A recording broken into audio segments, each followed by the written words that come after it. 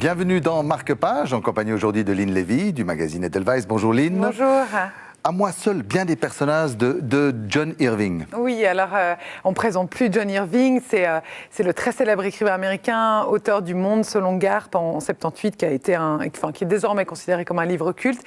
Et en fait, il revient cette année avec ce gros pavé, À moi seul, bien des personnages, qui, à mon sens, va plaire beaucoup à ceux qui le connaissent déjà et qui va séduire ceux qui ne le connaissent pas encore.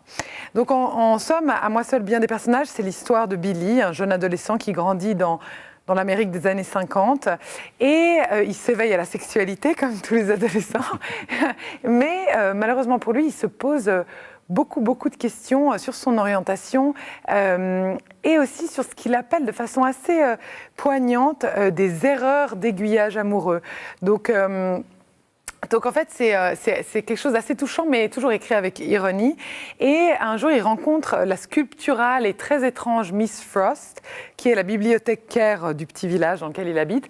Et en fait, elle va lui servir finalement de guide à la fois littéraire, parce que le jeune Billy a envie de devenir écrivain, mais aussi sexuel, parce que grâce à elle, il va comprendre qu'il lui est possible d'explorer tous les possibles en matière de sexualité, et donc ça va beaucoup l'aider. Et pourquoi ce titre, À moi seul, bien des personnages? Bon, alors déjà, c'est un titre qui est tiré d'une citation de Shakespeare, Richard II, mais aussi parce que, voilà, Irving, avec sa plume, même ses thèmes de prédilection, ici, il aborde cette multiplicité qui finalement est au fond de chacun de nous, et puis, d'une manière assez...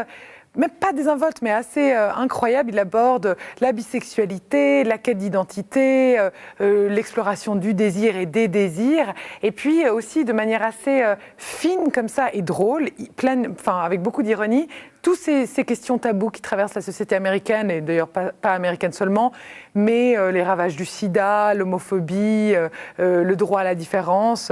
Donc voilà, c'est passionnant et très bien écrit. Bon, je crois que nos téléspectateurs sont maintenant captivés. Merci Lynn. Merci à moi seul, bien des personnages de John Irving, disponible chez votre libraire.